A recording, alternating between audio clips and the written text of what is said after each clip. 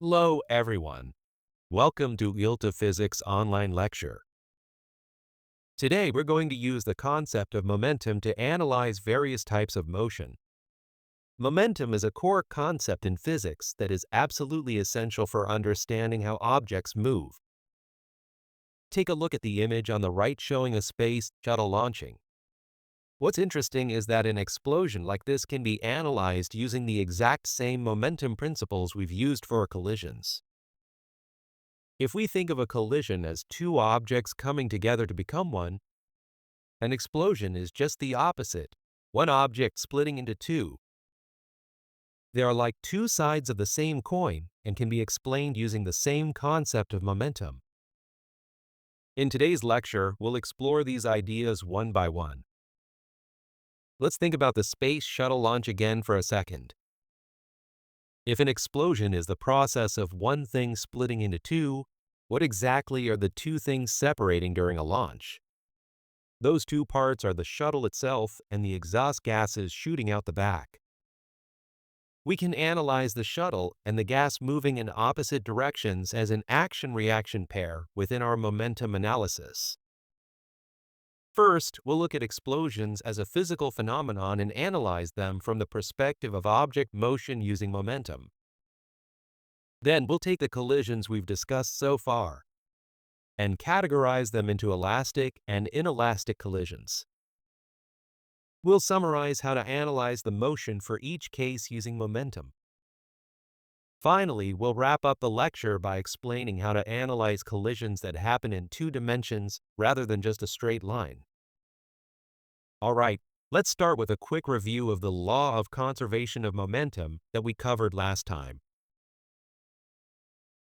In our last session, we analyzed the motion of colliding objects. Look at the diagram on the right. Imagine two objects moving toward each other, colliding, and then bouncing off in opposite directions. Since this is a form of motion, we can technically analyze it using Newton's second law, called F equals ma. However, in reality, the duration of a collision is so incredibly short that it's hard to measure accurately. This makes it difficult to apply the Newton's second law directly. Instead, if we view this collision through Newton's third law of motion, in other words, as an action-reaction pair, and use the concept of momentum, we can easily figure out the velocity and direction of the objects before and after the hit. Let's look at the math for the two colliding balls in the diagram. First, from the perspective of ball 2, the impulse it receives is the product of the force ball 1 exerts on ball 2 and the time interval of the hit. According to the impulse momentum theorem, this impulse is equal to the change in ball 2's momentum. We can do the same for ball 1. The impulse ball 1 receives is the force ball 2 exerts on ball 1, multiplied by the time interval. One thing to be careful about here. Since the force F2 on 1 is directed to the left, we use a negative sign in our calculation. This impulse equals the change in ball 1's momentum. Now, according to the Newton's third law, the two forces F2 on 1 and F1 on 2 are an action-reaction pair. This means the impulses the two balls receive are equal in magnitude but opposite in direction. Take a close look at the two forces shown in the collision diagram right in the middle, and make sure you really understand what's happening there. When we set up the equation, the change in momentum for ball 1 and ball 2 are equal and opposite. To put it simply, any momentum gained by one side is exactly equal to the momentum lost by the other. Therefore, the total momentum of the entire system remains conserved. If you understand this one equation, you've truly mastered how momentum changes during a collision. Let's generalize this law of conservation of momentum. If the net external force acting on a system is zero, we call it an isolated system. Within such an isolated system, total momentum is always conserved. In other words, as long as there's no outside force pushing on our system, It doesn't matter if the objects inside collide, explode, or whatever. The total momentum stays constant, meaning that it is conserved. In math terms, total momentum before collision equals total momentum after collision. In practice, we calculate this by remembering that momentum is mass times velocity. The total initial momentum is the sum of the mass-velocity products for all objects before collision. If the velocities change after the collision, we calculate the sum of the new mass-velocity products. The law of conservation of momentum tells us these two sums are equal. Now let's use this theory to analyze different types of motion. Okay, let's talk about explosions. In physics, we can think of an explosion as the reverse of a collision. While a collision involves two things hitting each other, an explosion involves one object splitting into two or more pieces. In this context, we don't worry too much about why the explosion happened, whether it was chemical propulsion in a rocket or a compressed spring. We only care about the motion, the speed and direction of the individual pieces before and after it happens. Let's look at the toy spring gun on the right, which uses a compressed spring to launch a small ball. It might not look like a bomb explosion, but physically the spring and the bullet start as one unit. When you pull the trigger, the spring expands and the bullet flies forward. That's an explosive motion. Like collisions, this happens too fast for Newton's second law to be practical. So we'll use the action-reaction pairs of Newton's third law and the law of conservation of momentum.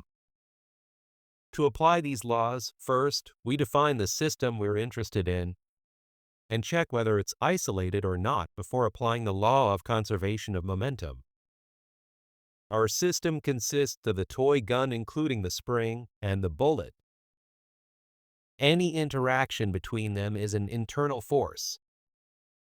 Now, what about external forces? Look at the red arrows. Gravity is pulling the gun down, and the hand holding the gun is providing a normal force upward. These two forces are external to the system, and they are equal and opposite, so the gun doesn't move up or down. Since the net external force is zero, we can treat our system as isolated. Now, applying the law of conservation of momentum makes the analysis very simple. According to the law of conservation of momentum, the total momentum before and after the explosion must be the same. Before the explosion, everything is at rest, so the total momentum is zero. After the trigger is pulled, the spring and bullet move. The total momentum is now the sum of mass of the gun times its final velocity and mass of the bullet times its final velocity. Since total momentum is conserved, the sum of these two must still be zero. When you do the math, just be careful with the signs, positive or negative, based on the directions of the gun and the bullet in your coordinate system. Using this law, you can easily find the velocity and direction of the pieces after an explosion. Next, let's go back to collisions. Most collisions we see in daily life fall into three categories: elastic, inelastic, and partially elastic. To explain this accurately, we need both the concept of momentum and the concept of energy, which we'll cover in the next chapter. However, for now, let's keep it simple and classify collisions based on whether the objects move separately after the collision or stick together and move as one. First, we'll assume that our system is an isolated system. In an elastic collision, two objects hit each other and then continue to move separately at different speeds, just like the examples of billiard balls we saw earlier. In the diagram below, two objects are moving to the right. Since the smaller one in the back is moving faster, they eventually collide. After the hit, because the right object is larger, the smaller left object might bounce backward, while the larger one keeps going right at a higher speed. This is an elastic collision. On the other hand, an inelastic collision is when two objects hit each other and stick together, moving as a single unit. Think of throwing a clump of clay at the floor. It hits and sticks. In the diagram below, the two objects move, collide, and then merge into one mass with one common velocity. We call it perfectly inelastic collision. The most important thing to remember about an inelastic collision is that since the two objects stick together, their combined mass is the sum of both objects, and they must naturally share the same final velocity as a single unit after the collision. As long as these are isolated systems, we can use the law of conservation of momentum for both elastic and inelastic collisions. The main difference lies in how you calculate the total momentum after the collision. Remember, in an inelastic collision, since the objects stick together, the final mass is the sum of the two individual masses, m1 plus m2, and they share a single final velocity vf. If you keep that in mind, the math is straightforward. The third type is a partially elastic collision. If you drop a basketball from 1 meter above the floor, it hits the floor and bounces back up. It's elastic in the sense that they don't stick together, but it never reaches that full 1 meter height again. This is because it loses kinetic energy during the bounce. Technically, these often don't meet the strict requirements of an isolated system for simple momentum-only analysis. We'll talk more about the concept of energy in the next chapter. To wrap up this section, both elastic and inelastic collisions follow the law of conservation of momentum if the system is isolated. The only difference is whether you calculate two separate momenta after an elastic collision or a single combined momentum for an inelastic one. This comes up a lot on exams, so make sure you understand the logic. Finally, let's look at collisions on a 2D plane. Imagine two billiard balls hitting each other and moving off at different angles. This is an elastic collision because they stay separate and have their own velocities. The easiest way to solve this is, again, the law of conservation of momentum. Step 1. Define your system of interest. In this case, we define our system as the area containing the two billiard balls. We assume external forces like friction are zero to keep it an isolated system. Step 2. Draw a before and after diagram. Sketch the direction and motion of the objects before they hit and where they go afterward. Step 3. Set up your own coordinate system. For 2D motion, a standard XY Cartesian coordinate system generally works best. And then, we apply the law of conservation of momentum to the x and y components separately. Since mass is a scalar, it has no direction, you only need to break the velocity into its x and y components, vx and vy. To recap, for 2D collisions, define your isolated system, draw your before and after diagram, and set your coordinates. Then apply conservation of momentum for the x-axis and y-axis separately. The equations below show the total system conservation broken down into x and y components. In a real problem, you'll calculate the mass times the velocity for each object before and after the collision, then sum them up in the x and y components separately.